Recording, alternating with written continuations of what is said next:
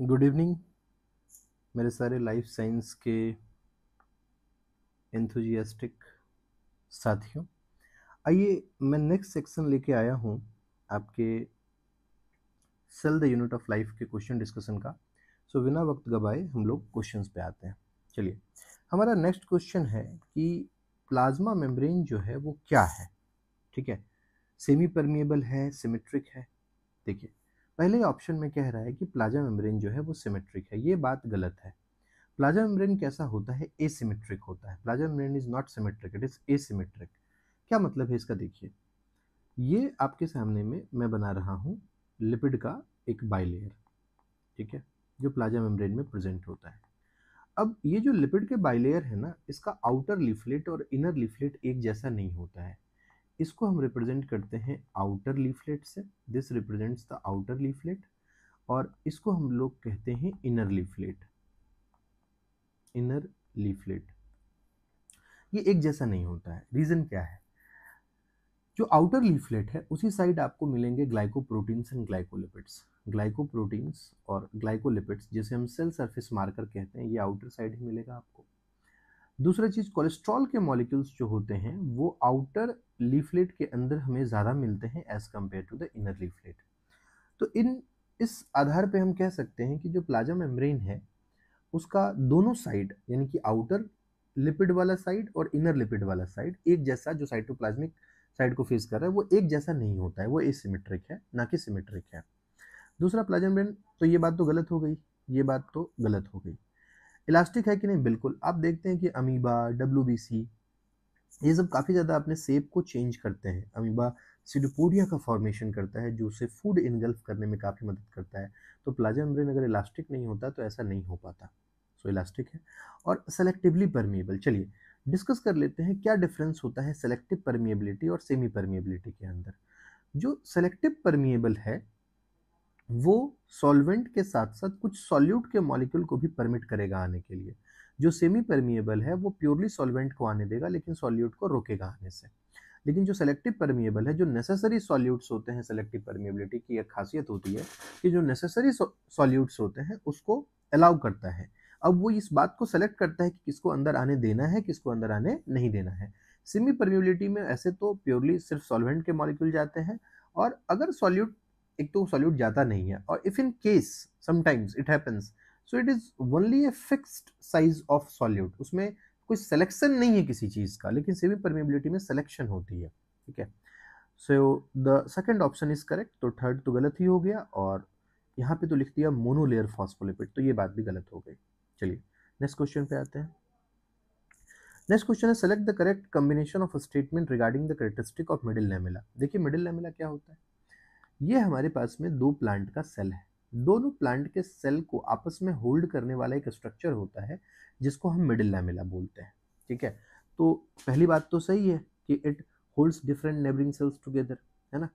दूसरा है, it is composed of magnesium pectate only. साहब ये बात गलत है, क्योंकि याद रखिएगा मिडिल लैमेला का जो मेन कंपोनेंट होता है वो मैग्नीशियम पैक्टेट होता है, ना कि वो कैल्शियम पैक्टेट होता है, ना कि मैग्नीशियम पैक्टेट होता है। इसको ध्यान रखिएगा। It get dissolve during ripening of fruit. ये बात सही है। अगर जो फल होते हैं वो जब पकने लगते हैं तो उसमें जो मिडिल लैमेला प्रेजेंट होती है वो धीरे धीरे डिजॉल्व होना स्टार्ट हो जाती है। सो इसके अंदर कौन से ऑप्शन सही होंगे? पहली बात सही है और आखिरी बात सही है, ए एंड सी। नेक्स्ट कहता है, which of the following is associated with detoxification of drugs and muscle contraction by the release and Uptake of calcium ions. देखिए, सबसे पहले तो मैं कैल्शियम के बारे में एक अच्छी बात आपको बताता हूँ। जो कैल्शियम आयंस होते हैं ना, इसको जितने भी लिविंग सिस्टम होते हैं उसमें सिग्नलिंग का काम जो होता है, आप जब नीट का एग्जाम क्वालिफाई करके या आप लाइफ साइंस के किसी भी ब्रांच में जब आगे पढ़ेंगे तो आप देखेंगे calcium is a very important signalling molecule in the living system.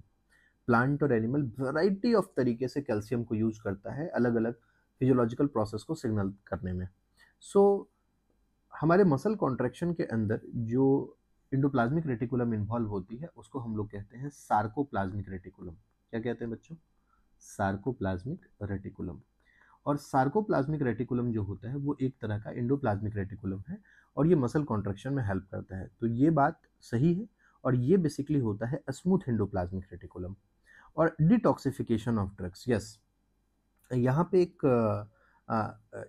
Cytochrome 450 नाम का एक मॉलिक्यूल होता है जो कि बहुत हेल्प करता है ड्रग्स को डिटॉक्सिफाई करने में, और ये जुड़ा होता है कहाँ पे, एंडोप्लाज्मिक रेटिकुलम से। ठीक है, वो जो लिपिड लाइक सब्सटेंसेस होते हैं, जब आप दवाइयाँ खाते हैं तो बहुत सारे ऐसे सब्सटेंसेस जो फैटी नेचर के होते हैं, लिपिड नेचर के होते हैं, इनको मोर वाटर सोल्यूबल सब्सटेंसेस में कन्वर्ट करता है ताकि वो आराम से एलिमिनेट हो सके बॉडी से। So endoplasmic reticulum like moreover sarcoplasmic reticulum is reticulum नहीं, smooth endoplasmic reticulum is very much important in the detoxification of drugs. Next is study the organelle given below and identify its function. देखिए ये आपके सामने में Golgi apparatus है, this is Golgi apparatus। It is the site for formation of glycoproteins. हाँ जी बच्चों, ये ग्लाइकोप्रोटीन और ग्लाइकोलिपिड का सिंथेसिस करता है। क्या होता है ग्लाइकोप्रोटीन और ग्लाइकोलिपिड बच्चों? देखो, जो आपके पास में प्रोटीन है, इस प्रोटीन के साथ प्रोटीन बना एंडोप्लाज्मिक रेटिकुलम से, ये प्रोटीन निकल करके आ जाता है कहाँ? गोल्जी कॉम्प्लेक्स के पास। तो गोल्जी कॉम्प्लेक्स में इस प्रोटीन में फाइनली शुगर का एक मॉलिक्यूल अटैच किया जाता है। ये बहुत कॉम्प्लेक्स प्रोसेस होता है। आप आगे जाकर के पढ़ोगे दो तरह के ग्लाइकोसाइलेशंस को, एक ओ लिंक ग्लाइकोसाइलेशन, एक एन लिंक ग्लाइकोसाइलेशन। तो ये हायर लेवल ऑफ स्टडी है, ये आपके लेवल पे समझ में नहीं आ पाएगी उतना। आप बस ये समझो कि प्रोटीन से जब हम शुगर को अटैच कर देते हैं तो इसको हम लोग ग्लाइकोप्रोटीन बोलते हैं, और जब हम लिपिड के साथ में शुगर को अटैच कर देते हैं तो इसे हम ग्लाइकोलिपिड बोलते हैं। और ये प्रोसेस की शुरुआत जो होती है ये एंडोप्लाज्मिक रेटिकुलम में होती है, और इस प्रोसेस का जो अंत होता है वो गोल्जी कॉम्प्लेक्स में होता है। तो ये पहली बात जो है ये सही है। नेक्स्ट, ये कहता है site for synthesis of steroid hormone. No, आपको मैंने बताया कि स्टेरॉयडल हार्मोन का सिंथेसिस एंडोप्लाज्मिक रेटिकुलम और more correctly smooth endoplasmic reticulum में होगा। तीसरा कहता है these have enzymes that are capable of digesting carbohydrate, protein, lipids and nucleic acid. नहीं भैया, ये काम होता है लाइसोसोम्स का। लाइसोसोम्स के अंदर एसिड हाइड्रोलाइसिस प्रेजेंट होते हैं जो कि डाइजेस्ट करते हैं ए variety of different type of आप कह सकते हैं macromolecules like carbohydrate, protein, lipids and nucleic acid. में कार्बोहाइड्रेजेस होते हैं, लाइपेजेस होते हैं, न्यूक्लियसेस होते हैं, प्रोटीजेस होते हैं, ये सब होते हैं जो कि डाइजेस्ट करते हैं इन मैक्रोमोलिक्यूल्स को। नेक्स्ट कहता है divides the intracellular space. No, ये बात भी गलत है। ये काम जो होता है ये एंडोप्लाज्मिक रेटिकुलम का होता है। देखिए, ये आपके पास में एक सेल है और यहाँ मान लीजिए मैं यहाँ पे एक एंडोप्लाज्मिक रेटिकुलम का फॉर्मेशन कर रहा हूँ। ये एंडोप्लाज्मिक रेटिकुलम का एक नेटवर्क मैंने एज यूजुअल बस दिखा दिया। अब बताइए यहाँ पे एंडोप्लाज्मिक रेटिकुलम के बनने की वजह से क्या हो रहा है कि ये जो अंदर का पार्ट है ना, ये पार्ट, इसको हम कहते हैं luminal part. This is known as luminal. और साइटोप्लाज्मिक हिस्सा जो होता है इसको हम लोग कहते हैं एक्स्ट्रा लुमिनल। ठीक है, तो वो कौन सा ऑर्गेनल है जो साइटोप्लाज्मिक कंपार्टमेंट को दो हिस्से में डिवाइड कर देता है? That is the endoplasmic reticulum. So 9th का आंसर जो होगा वो 1 होगा। नाउ 10th कहते हैं which of the following statement is incorrect about Golgi apparatus। कौन सी बात गलत है गोल्गी के बारे में? पहली बात, it help in recycling of plasma membrane pinched off by pinocytosis and phagocytosis. देखिए ये बात सही है।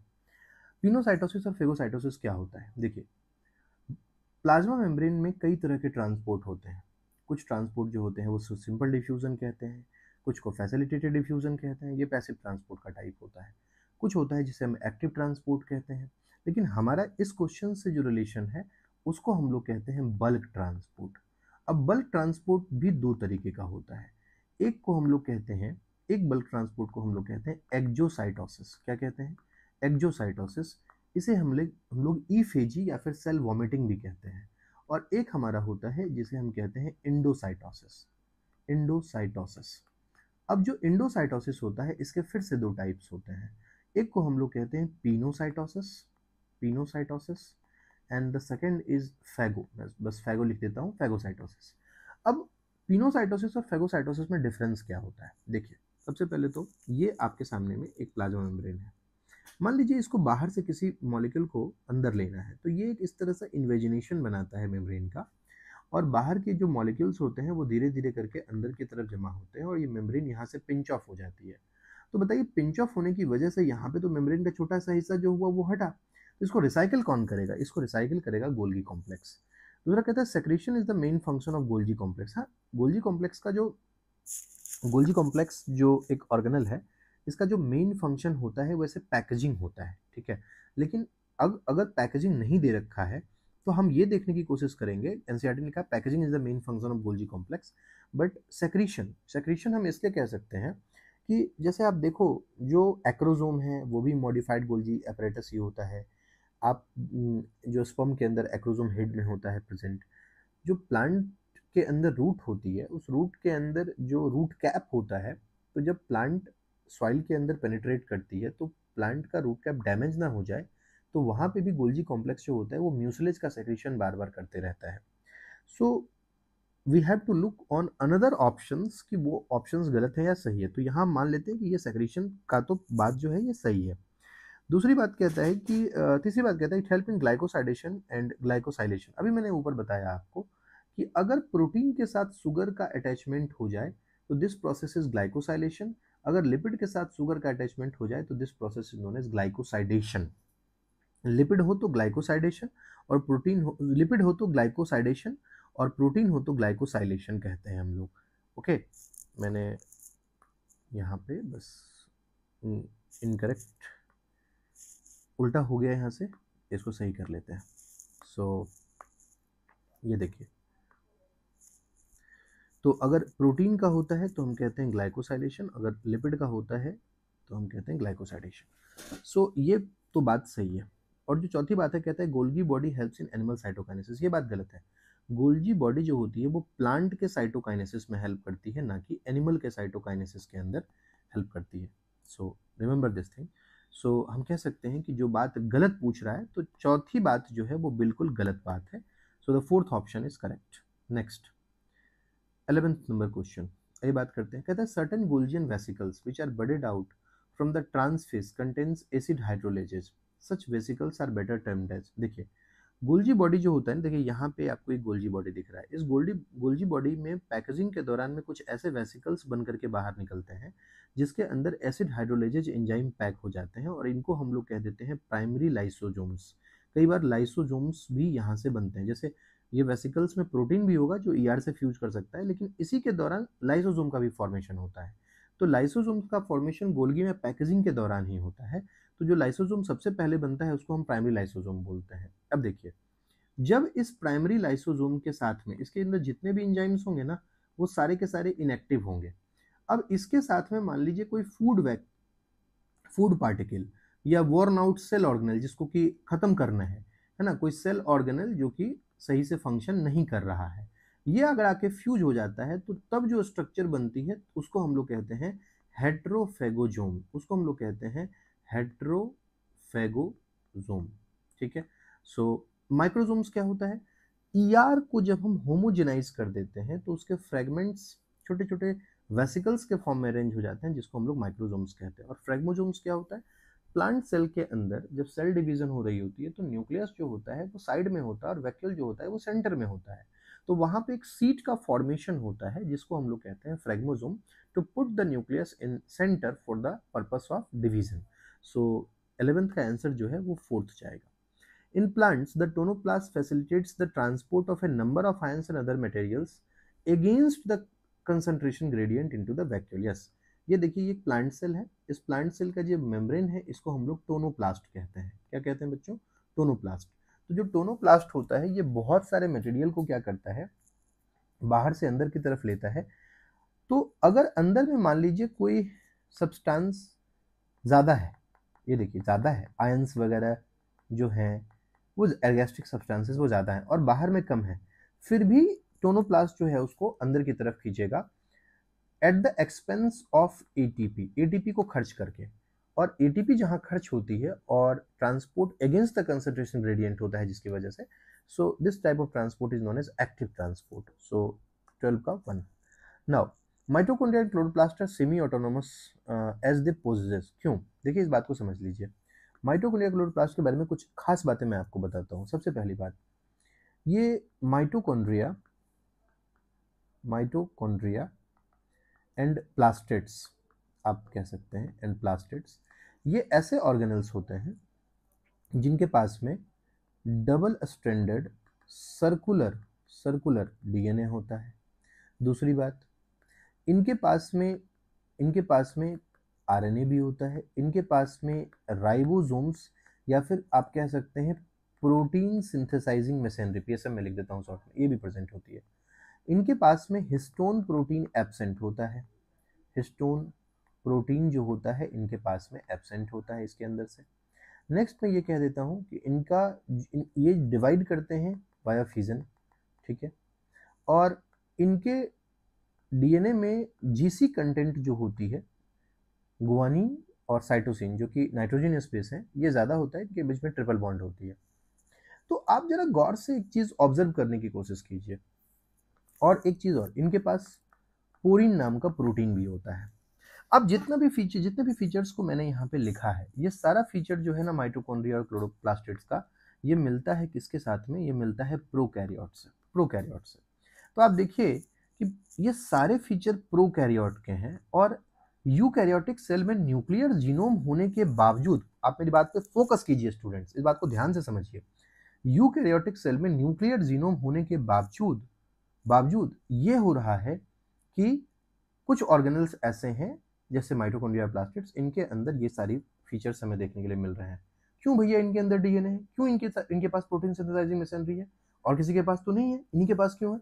तो हम ऐसा मानते हैं कि जो माइटोकॉन्ड्रिया और प्लास्टिड्स है ना, ये पहले इंडिविजुअल ऑर्गेनिज्म थे, है ना, इंडिपेंडेंट थे, और बाद में जाकर के ड्यूरिंग इवोल्यूशन यूकैरियोटिक सेल ने इनको इनगल्फ किया, और उसके बाद से यूकैरियोटिक सेल के साथ में ये इंडोसिम्बियोंट की तरह रहना स्टार्ट कर दिए। तो हम ये कह सकते हैं कि माइटोकॉन्ड्रिया क्लोरोप्लास्ट सेमी ऑटोनोमस। अच्छा, असल होता है कि सेमी ऑटोनोमस क्यों बोलते हैं? देखिए, ऑटोनोमस का मतलब होता है आप बिल्कुल भी डिपेंडेंट नहीं है न्यूक्लियर जीनोम के ऊपर, लेकिन ऐसा नहीं होता है। माइटोकॉन्ड्रिया और क्लोरोप्लास्ट दोनों अपने कुछ प्रोटीन तो खुद से सिंथेसाइज करते हैं, और कुछ प्रोटीन के लिए न्यूक्लियर जीनोम पे डिपेंड करते हैं। तो ये बहुत ज़्यादा डिपेंड है न्यूक्लियर जीनोम के ऊपर, हम कह सकते हैं। तो इनको हम ऑटोनोमस नहीं कह सकते हैं, हम इनको सेमी ऑटोनोमस ही कहेंगे, क्योंकि इनके पास डीएनए, आरएनए और राइबोसोम है। नेक्स्ट क्वेश्चन भी इसी से बन जाएगा, एक्सप्लेनेशन मैंने पहले ही दे दिया है। कहता है the endosymbiont hypothesis suggested there are similarities between prokaryotes, mitochondria and chloroplast. एक इंडोसिम्बियोंट हाइपोथेसिस है जो ये कहता है कि प्रोकैरियोट, माइटोकॉन्ड्रिया और क्लोरोप्लास्ट, ये तीनों जो है ना, ये काफी सिमिलर हैं। ऐसा क्यों होता है? तो प्रेजेंस ऑफ सर्कुलर डीएनए होता है विथ हिस्टोन्स, ये बात गलत है। Presence of circular DNA not associated with histone, ये बात सही है। 50s राइबोसोम सिर्फ 50s नहीं होता, 70s होता है, 30s भी होता है, दोनों होता है, लेकिन दोनों यूनिट एसोसिएटेड होते हैं। तो second option is correct. Now, how many organelles of the eukaryotic cell are considered to have independent existence? बता ही दिया, माइटोकॉन्ड्रिया और plastid. The answer is 2। Next, consider the following 5 statement A to E with respect to chloroplast shown below. Select the correct option stating which ones are true and which ones are false. देखिए, इसमें A जो है ना, ये represent कर रहा है generally outer membrane को, और जो B रिप्रेजेंट कर रहा है वो रिप्रेजेंट कर रहा है इनर मेम्ब्रेन को। And the C is thylakoid जो कि स्टैक्ड है, और जो D है वो स्ट्रोमा लैमेले को रिप्रेजेंट कर रहा है, और E जो है वो स्ट्रोमा को रिप्रेजेंट कर रहा है। सो A कहता है कि it is impermeable and lack porins, तो ये बात तो फॉल्स हो गई ना भैया। ये तो इम्परमिएबल, आउटर मेम्ब्रेन जो होता है वो काफ़ी परमिएबल होता है, और मैंने बताया कि उसके पास में पोरिन प्रेजेंट होता है। जो पोरिन प्रोटीन मैंने बताया था ना यहाँ पे, ये पोरिन प्रोटीन प्रोकैरियोट में, माइटोकॉन्ड्रिया और क्लोरोप्लास्ट में, और ये प्रोटीन्स को ट्रांसपोर्ट होने में काफ़ी हेल्प करते हैं, और वेराइटी ऑफ सब्सटेंसेस को ट्रांसपोर्ट करने में काफ़ी हेल्प करते हैं। नेक्स्ट, बी को कहता है it is selectively permeable, have carrier proteins for transport. Yes, जो माइटोकॉन्ड्रिया और प्लास्टिड का इनर मेम्ब्रेन होता है वो सेलेक्टिवली परमिएबल होता है, ठीक है, और उसके पास में करियर प्रोटीन होते हैं ट्रांसपोर्ट के लिए। तो ए बात तो जो थी वो फॉल्स हो गई, बी बात जो है वो ट्रू हो गई, ठीक है। और इनर मेम्ब्रेन लेस परमिएबल होता है as compare to the outer membrane. Next कहते हैं stacked thylakoids one over other which is the site of production of assimilatory power. Assimilatory power हम किसको कह रहे हैं? It is ATP and NADPH. तो आपको पता है कि थाइलाक्वाइड के ऊपर लाइट रिएक्शन चलती है, जिससे कि हमारे पास में एटीपी और एनडीपीएच जो होता है वो बनता है, जिसको हम यूज़ करते हैं डार्क रिएक्शन में, ठीक है। इसको डिटेल में हम फोटोसिंथेसिस में पढ़ते हैं। डी है, D is present between two grana and contains enzyme for dark reaction. देखिए ये बात तो सही कि दो ग्रेना को कनेक्ट करने का काम कर रहा है स्ट्रोमा लेमुला, लेकिन डार्क रिएक्शन के एंजाइम होते हैं, ये बात जो है ये गलत है। लास्ट कहता है it contains enzyme for the synthesis of sugar and protein. हाँ ये बात जो है सही है, स्ट्रोमा के पास में शुगर और प्रोटीन बनाने का डार्क रिएक्शन से ही हमारे ग्लूकोज जो है वो उसका फॉर्मेशन होता है।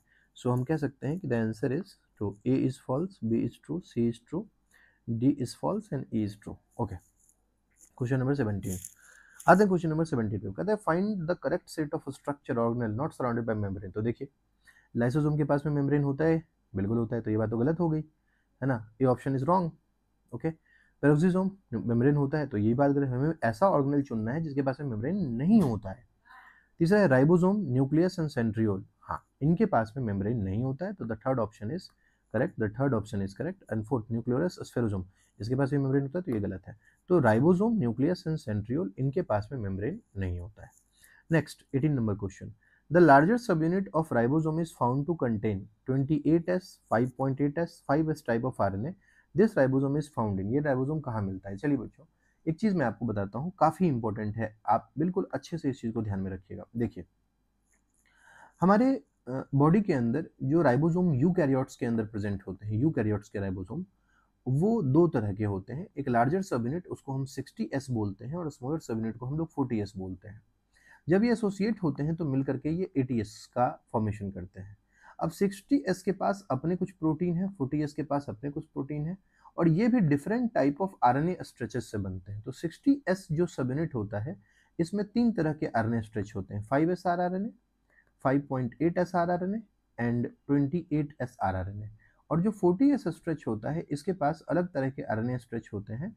40S के पास में आपके पास 18S RNA मिलेगा। ये यूकैरियोट का हुआ। और जो प्रोकैरियोट, मैं ये भी बता देता हूँ, यहीं पे आपको रिवाइज भी हो जाएगा। प्रोकैरियोट के अंदर दो सब यूनिट होते हैं, एक 50S एक 30S, और ये जब मिलते हैं तो ये बनाते हैं 70S राइबोसोम। 50S के अपने आरएनए स्ट्रेच हैं, 30S के अपने। 50S के जो आरएनए स्ट्रेच होते हैं that is 23S and 5S and 30S के जो आरएनए स्ट्रेच होते हैं आरआरएनए के स्ट्रेचेस वो हैं आपके पास 16S, ये ध्यान रखिएगा। तो कहता है the larger subunit of ribosome is found to contain 28S, 5.8S and 5S type of RNA. This ribosome is found in, ये राइबोसोम आपको कहाँ देखने के लिए मिलेगा? तो बैक्टीरिया में नहीं मिलेगा, माइटोकॉन्ड्रिया में नहीं मिलेगा, क्लोरोप्लास्ट में। ये कहाँ देखने मिलेगा? एनिमल सेल के अंदर।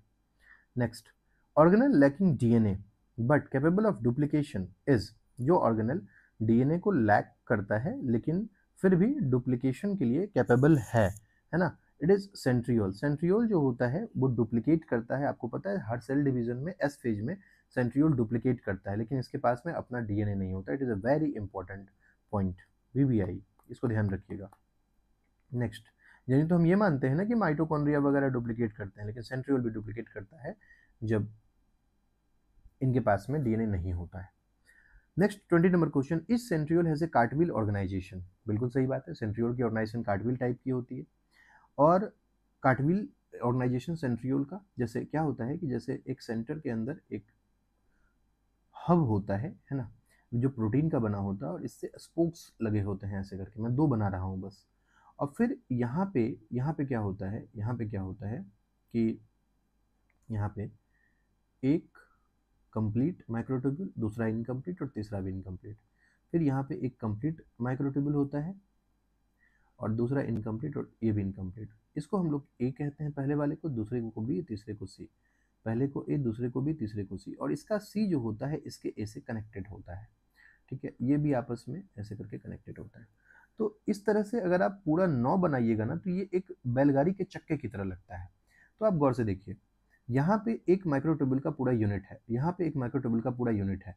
तो मैं कह रहा हूँ कि टोटल ये 9 होते हैं, ये 1 2 ऐसे करते करते करते करते यहाँ तक 9 आपके होंगे इस तरह से। तो हर एक में 3 माइक्रोट्यूब्यूल्स के यूनिट हैं। तो आप देखिए जरा ध्यान से कि एक में 3 है तो 9 में कितना हो जाएगा, 9 × 3 इज इक्वल टू 27। तो सेंट्रियोल के अंदर या सेंट्रोसोम के अंदर हम लोग जो ऑर्गेनाइजेशन बोलते हैं वो बोलते हैं 9+0, क्योंकि इसके बीच में किसी तरह का कोई माइक्रोट्यूब्यूल यहाँ पे प्रेजेंट नहीं होता है, तो इसलिए 9+0। लेकिन यहाँ पे पूछ रहा है कि this peripheral fibrils are composed of how many microtubule, ये जो पेरिफेरल फाइब्रिल्स होते हैं इसमें कितने माइक्रोट्यूब्यूल, टोटल कितने माइक्रोट्यूब्यूल हैं, तो ये हम आंसर देंगे क्या 27। Now find out all the, अगर अरेंजमेंट पूछता तो वो ऐसे देता 9+2 9+0, इसको समझिएगा। आप कहेंगे सर 9 क्यों नहीं लगाए, 9 इसलिए नहीं लगाए कि वो अरेंजमेंट नहीं पूछा है 9+2 9+0, वो पूछ रहा है कि भैया टोटल माइक्रोट्यूब्यूल्स कितने हैं, तो 27 आंसर जाएगा। ठीक है, so now find out all the proteins that make eukaryotic flagellum, उन सारे प्रोटीन के बारे में बताइए जो यूकैरियोटिक फ्लैजेलम का फॉर्मेशन करते हैं। बिल्कुल, सो देखिए नेक्सिन, ट्यूबलिन एंड फ्लैजेलिन, फ्लैजेलिन तो प्रोकैरियोटिक फ्लैजेला का है पार्ट, तो ये तो होगा नहीं, दूसरे ऑप्शन में फ्लैजेलिन, ऐसे ही कट कीजिए। तीसरे ऑप्शन देखिए कहता है एक्टिन मायोसिन, फ्लैजेला के अंदर एक्टिन मायोसिन नहीं होती है भैया, कट कीजिए। तो ऐसे ही आंसर आ गया हमारे पास डाइनिन, ट्यूबलिन एंड नेक्सिन। लेकिन हम समझ भी लेते हैं कि आखिर ये डाइनिन, ट्यूबलिन और नेक्सिन होते क्या है। देखिए जब आप फ्लैजेला को देखिएगा उसके क्रॉस सेक्शन को, तो आपको पेरिफेरी में 9 माइक्रोट्यूब्यूल मिलेंगे और सेंटर में 2 मिलेंगे। 9 जो होंगे ये डबलेट होंगे, यानी कि इसमें एक कंप्लीट होगा और एक इनकम्प्लीट होगा, और 2 जो होते हैं सेंटर में ये सिंगलेट होते हैं। ठीक है, आप माइक्रोट्यूब्यूल्स को देखिएगा तो ऐसे एक ऐसे होगा, और पेरिफेरी के अंदर आपके पास में ये तो सेंटर हो गया, ये सेंटर हो गया, और पेरिफेरी में फिर आपके पास में एक, और इसके साथ में एक इनकम्प्लीट, फिर एक कंप्लीट, एक इनकम्प्लीट। अब एक का जो इनकम्प्लीट होता है वो दूसरे कंप्लीट से ऐसे जुड़ा होता है, ये देखिए ये जुड़ा होता है, तो इसको जोड़ने वाला जो प्रोटीन होता है ना, इसी प्रोटीन को हम लोग कहते हैं नेक्सिन प्रोटीन। और जो कंप्लीट माइक्रोट्यूब्यूल होता है ना, इसके ऊपर कुछ मोटर प्रोटीन्स होते हैं जिसका नाम होता है डाइनिन। डाइनिन डाइनिन ये जो डाइनिन प्रोटीन होता है, इसका काम क्या होता है, इसके पास में एक एक्टिविटी होती है जिसको हम लोग कहते हैं एटीपीएज एक्टिविटी। इनके पास में एटीपीएज एक्टिविटी होती है जिसकी वजह से ये मूवमेंट में रिस्पॉन्सिबल होते हैं। ये जो फ्लैजेला का मूवमेंट है इसमें डाइनिन प्रोटीन का बहुत इंपॉर्टेंट योगदान है। और नेक्सिन जो होता है ये पेरिफेरल माइक्रोट्यूब्यूल्स 9 होते हैं, इनको कनेक्ट करने का काम करता है। सो एंड ट्यूबलिन तो आपको पता ही है कि ट्यूबलिन तो माइक्रोट्यूब्यूल से पूरा बना ही है ट्यूबलिन प्रोटीन का, तो द आंसर इज 4। नेक्स्ट कहता है consider the following statement and choose the incorrect option, आपको गलत ऑप्शन को चूज करना है इसमें। देखिए large and more numerous nucleoli present in cells actively carrying out protein synthesis, ये बात तो सही है। आपको बताया था कि न्यूक्लियोलस जो होता है, nucleolus nucleolus it is the site for active rRNA synthesis, ribosomal RNA की सिंथेसिस। इनफैक्ट हमारी बॉडी के अंदर जो chromosomes, chromosome number 13, chromosome number 14, chromosome number 15, 21 and 22, इनके पास ही न्यूक्लियोलर ऑर्गेनाइजर जो होता है ये प्रेजेंट होता है सेकेंडरी कॉन्स्ट्रक्शन के रूप में, जहाँ पे न्यूक्लियोलस ऑर्गेनाइज होता है, क्योंकि इन क्रोमोसोम्स के पास जीन्स होते हैं, वो जो मैंने बताया ना राइबोसोम का 5.8 RNA stretch, 18s RNA stretch, 28s RNA stretch, उसको बनाने के लिए। तो जितने ज़्यादा आपकी प्रोटीन सिंथेसिस करेगा सेल, उतना ज़्यादा बड़ा और उतना ज़्यादा नंबर में न्यूक्लियोलस उसके पास प्रेजेंट होगा। ठीक है, चलिए next, nuclear pores allow by directional movement of molecule. हाँ, ये बात भी सही है कि ये बाई डायरेक्शनल मूवमेंट जो है ये करता है। नेक्स्ट कहते हैं cytoskeleton is a glycolipid structure, नहीं भैया ये प्रोटीनेशियस स्ट्रक्चर होता है, तो ये बात जो है ये गलत हो गई। And steroid hormones are synthesized by Golgi, no ये SER सिंथेसाइज करते हैं, तो आपसे गलत बात पूछ रहा है, तो C and D is the wrong answer. Next question है eukaryotic cells have well organised nucleus and, चलिए ठीक है देखते हैं इस क्वेश्चन को। ठीक है, well organised nucleus, I think the question is incomplete. Eukaryotic cells have a well organised nucleus, अच्छा एंड के बाद हमें कंप्लीट करना है इसको, okay we have to complete it. So the first option is all are का, पहले options हम देख लेते हैं ABCD क्या दिया है। Both 70S and 80S type of ribosome, हाँ यूकैरियोटिक सेल के पास में दोनों तरह के राइबोसोम होते हैं, ये बात तो बिल्कुल पूरी तरह से सही है। फ्लैजेला है 9+2, बिल्कुल मैंने अभी आपको बताया। साइटोप्लाज्मिक स्ट्रीमिंग शो करेंगे, साइटोप्लाज्मिक स्ट्रीमिंग मैंने आपको जस्ट प्रीवियस जो इसका क्वेश्चन था, जब मैंने 5 क्वेश्चन डिस्कस किया था प्रीवियस वीडियो में, उसमें मैंने समझाया था आपको साइटोप्लाज्मिक स्ट्रीमिंग। नेक्स्ट पार्ट 1 के अंदर there DNA is complex with histones to constitute, बिल्कुल ये ऑल आर करेक्ट, सारी बातें जो है सही है। नेक्स्ट क्वेश्चन है 9+2 organisation is present in, 9+2 organisation जो होगा वो कहाँ पे प्रेजेंट आपको मिलेगा। सो flagella and cilia of eukaryotic cell, बिल्कुल। क्योंकि बैक्टीरिया के फ्लैजिला में होगा नहीं। बेसल बॉडी जो होती है, देखिए जो फ्लैजिला होता है ना, सीलिया और फ्लैजिला, यूकैरियोट का जो सीलिया और फ्लैजिला, इसमें दो पार्ट होते हैं, इसमें बस दो ही पार्ट होते हैं, एक होता है बेसल बॉडी और एक होता है फिलामेंट। जबकि प्रोकैरियोटिक जो फ्लैजिला होता है उसमें तीन पार्ट होते हैं, बेसल बॉडी, हुक और फिलामेंट। तो पहला डिफरेंस तो ये है। आइए थोड़ा रिवाइज करवा देता हूँ आपको। फिर दूसरी बात है कि प्रोकैरियोटिक फ्लैजिला बना होता है फ्लैजिलिन प्रोटीन से, जबकि यूकैरियोटिक फ्लैजिला बना होता है ट्यूबुलिन प्रोटीन से। दूसरी बात। तीसरी बात है कि जो प्रोकैरियोटिक फ्लैजिला होता है वो कवर्ड नहीं होता है, जबकि यूकैरियोटिक फ्लैजिला जो होता है वो प्लाज्मा मेम्ब्रेन से कवर्ड होता है। ठीक है। तो जो बेसल, लेकिन एक फर्क क्या है कि जो बेसल बॉडी हो, जो फिलामेंट होता है आपका, जिसका क्रॉस सेक्शन हम पढ़ते हैं, इसका जो माइक्रोट्यूबुलर ऑर्गेनाइजेशन होता है वो 9+2 होता है अरेंजमेंट।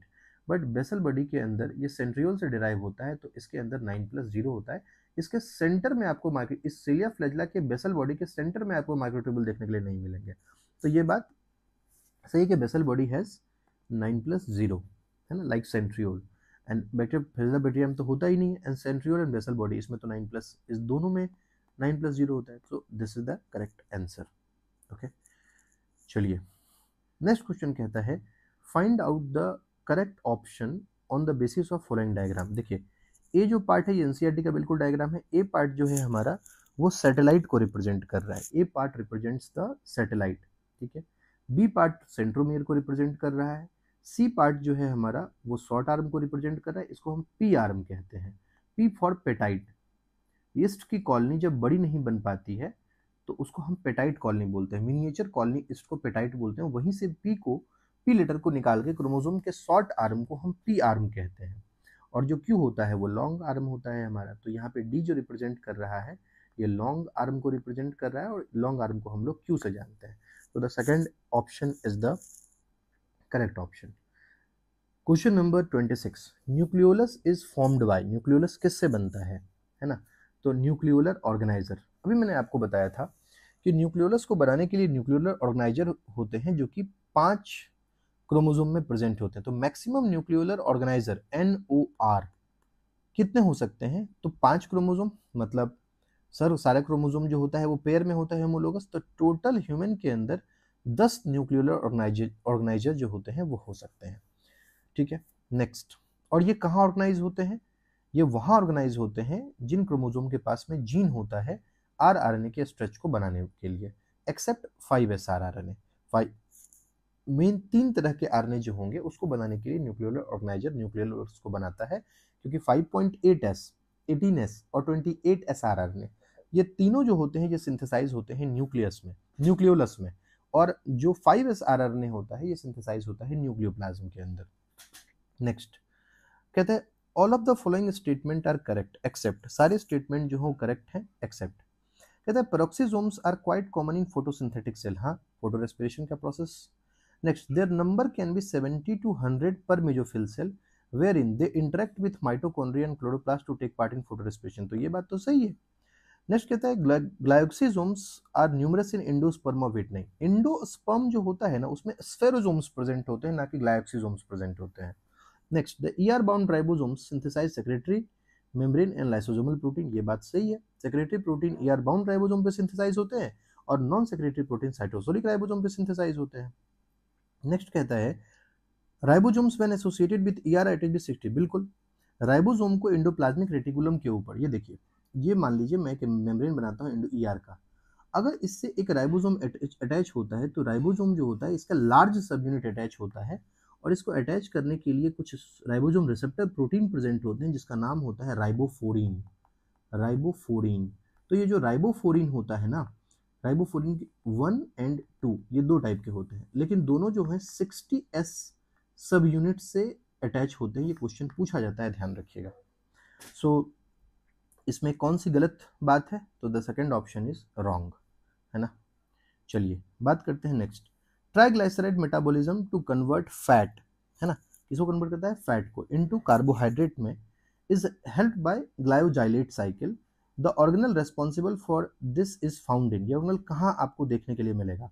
तो देखिए, जो ऑयल सीड्स होते हैं ना, ऑयल सीड्स के अंदर फैट्स को कन्वर्ट किया जाता है कार्बोहाइड्रेट्स के अंदर, है ना, इजिली सॉल्युबल जो आपके कार्बोहाइड्रेट्स होते हैं लाइक ग्लूकोज वगैरह, उनमें कन्वर्ट किया जाता है। ये जनरली ऑयल सीड्स जो कैस्टर के सीड्स होते हैं इनके अंदर प्रेजेंट होते हैं ग्लाइक्सोसोम। सो द 28 का आंसर है 2। Next, catalase and urate oxidase enzymes are associated with. देखिए, अब मैंने आपको बताया था एक ऑर्गेनेल के बारे में जिसका नाम था पेरोक्सीसोम। मैंने बोला था कि पेरोक्सीसोम जो होता है उसमें पर ऑक्साइड यानी कि H2O2 इसको बनाने वाले भी एंजाइम्स प्रेजेंट होते हैं। जैसे इनको पेरोक्साइड को बनाने वाले एंजाइम्स जो हैं उनका नाम होता है यूरेट ऑक्सीडेज और ग्लाइकोलेट ऑक्सीडेज।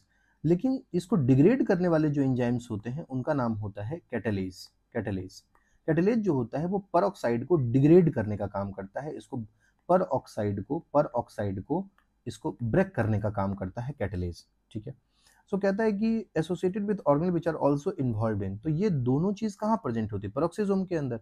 और पेरोक्सीसोम कहाँ इन्वॉल्व होता है? फोटो रेस्पिरेशन में। तो photorespiration is the answer. Photorespiration क्या है? A light dependent respiration is known as photorespiration, जो प्लांट्स के अंदर होती है, खासकर जो C3 प्लांट होते हैं, है ना, C3 प्लांट। ये बात फोटोसिंथेसिस के अंदर डिस्कस होगा डिटेल में। Next, in fluid mosaic model of plasma membrane, जो प्लाज्मा मेम्ब्रेन का फ्लूइड मोज़ेक मॉडल है वो क्या कहता है? वो कहता है कि upper layer is non polar and hydrophilic. नहीं भैया, ऊपर जो होगा लेयर वो तो उसमें पोलर हेड होता है। Upper layer is polar and hydrophobic थोड़ी ना, वो तो हाइड्रोफोबिक क्यों बोलेंगे हम उसको, तो हाइड्रोफिलिक होता है हेड। ये अगर लिपिड का हम हेड बनाते हैं तो ये पोर्शन तो हाइड्रोफिलिक होता है, ये पोर्शन तो हाइड्रोफिलिक होता है, H फिलिक में लिख रहा हूँ, और ये टेल वाला पोर्शन जो होता है ये हाइड्रोफोबिक होता है। तो दोनों बातें गलत है। तीसरा कहता है फॉस्फोलिपिड्स फॉर्म में biomolecular layer in the middle part. हाँ, ये बात जो है ये सही है।